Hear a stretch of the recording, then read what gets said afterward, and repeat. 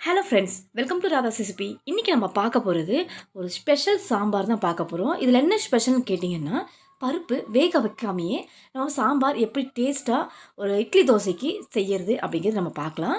வாங்க இப்போ எப்படி செய்கிறதுன்னு பார்க்கலாம். சாம்பார் செய்கிறதுக்கு ஒரு 1/2 அன் ஹவருக்கு முன்னாடியே பருப்பை ஊற வச்சிடணும்.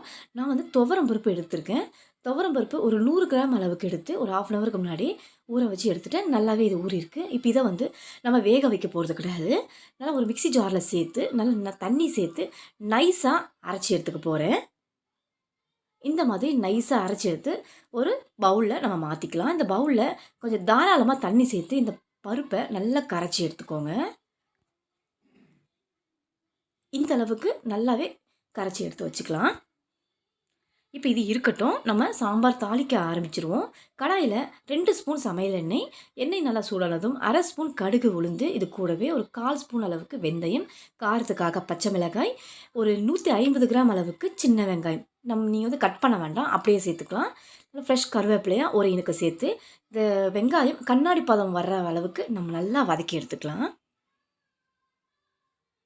இப்போ இந்த அளவுக்கு வந்தோடனே ஒரு தக்காளி, நல்லா பழுத்த தக்காளியாக பெரிய தக்காளியாக சேர்த்துருக்கேன்.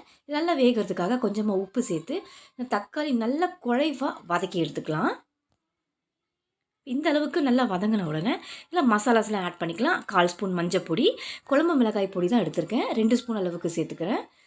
கூடவே 1/4 ஸ்பூன் அளவுக்கு சீரகப்பொடி, பெருங்காயம் ஒரு 2 பிஞ்ச் அளவுக்கு சேர்த்துக்கோங்க. இடித்த பூண்டு ஒரு 4 போல் எடுத்திருக்கேன்.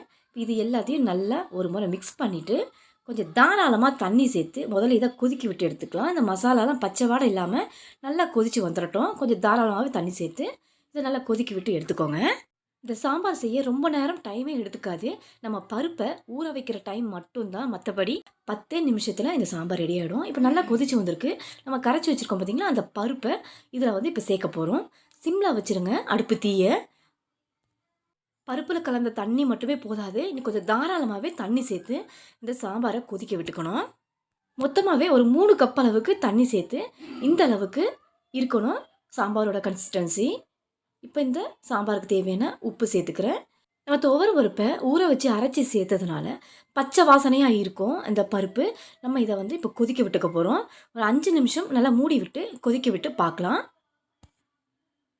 பாருங்கள் ஃப்ரெண்ட்ஸ், நல்லா பச்சை வாசனை இல்லாமல் சாம்பார் நல்லா மணக்க ரெடி ஆகிட்டு வந்திருக்கு. அவ்வளோதான் ஃப்ரெண்ட்ஸ். இப்போ கடைசியாக கொஞ்சமாக கொத்தமல்லி இலைகளை சேர்த்து ஸ்டவ் ஆஃப் பண்ணிடலாம். நீங்களும் இதை ட்ரை பண்ணி பாருங்கள். இந்த வீடியோ உங்களுக்கு பிடிச்சிருந்ததுன்னா என்னுடைய சேனலை மறக்காமல் சப்ஸ்கிரைப் பண்ணுங்கள். ரொம்பவும் பிடிச்சிருந்ததுன்னா லைக், ஷேர் பண்ணுங்கள். தேங்க்ஸ் ஃபார் வாட்சிங்.